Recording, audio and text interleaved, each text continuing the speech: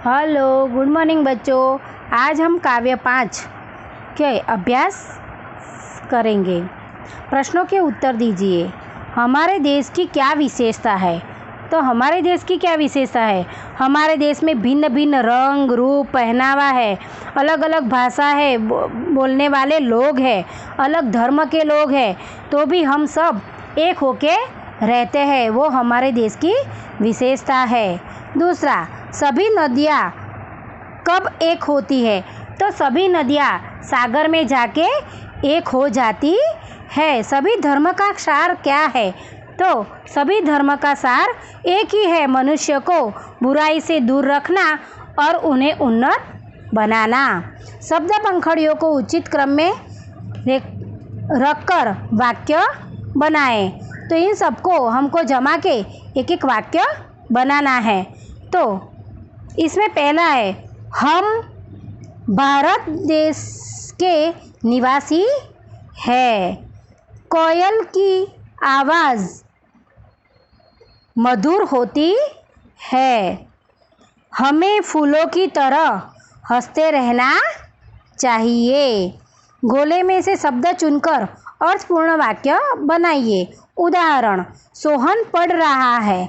तो यहाँ पे एक दिया है, हमको इनमें से बनाना है। जैसे कि रीनल पढ़ रही है, रीनल खेल रही है, हरेश पढ़ रहा है, हरेश खेल रहा है, मेघा पढ़ रही है, मेघा खेल रही है। ऐसे आपको आपकी नोट में इसके ये वाक्य बना के और लिखने हैं।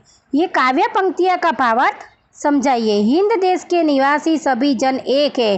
रंग, रूप, वेश, भाषा चाहे अनेक है। हम भारत देश के रहने वाले सभी इंसान एक होकर रहते हैं। भले हमारा रंग, रूप, वेश, भाषाएं अनेक अनेक अलग अलग हो, फिर भी हम सब एक है।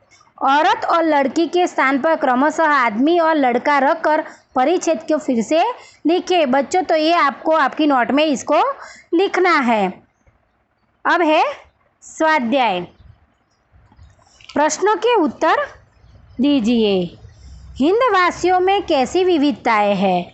तो हिंदवासी अलग अलग रंग रूप है, उनके पहनावे अलग अलग है, अलग अलग भाषा है, अलग अलग धर्म है, फिर भी वो एक होकर रहते हैं। वो सब भारतीय है। ये हमारी विविधताएं है। माला में कौन कौन से फूल एक रूप हो जाते हैं? तो माला में बेला यानी बेला, गुलाब, जूही, चंपा, चमेली आदि फूल एक रूप हो जाते हैं। इस कविता में किन नदियों का उल्लेख किया है? तो इस कविता में कावेरी, ब्रह्मपुत्र, यमुना, कृष्णा इन नदियों का उल्लेख किया गया है। नदियाँ से हमें क्या संदेश मिलता है? तो नदियों से हमें संदेश मिलता है कि हमारे देश में अनेक नदियाँ हैं, उद्गम स्थान अलग अलग है, अलग अलग मार्गों से बहती है, लेकिन वो अंत में सागर में आके मिलती है। वैसे भी इंसान भले अलग अलग धर्म के हैं, पर वो सब एक होकर रहते हैं। कोष्टक के शब्दों को समानार्थी नहीं है, उन पर घेरा कीजिए यानी सर्कल कीजिए। समानार्थी शब्दों का वाक्य प्रयोग कीजिए।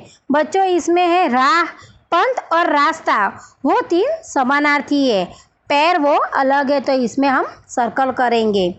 पुष्प, कुसुम, फूल वो सब एक दूसरे के समानार्थी है। कांटा वो विरोधार्थी है।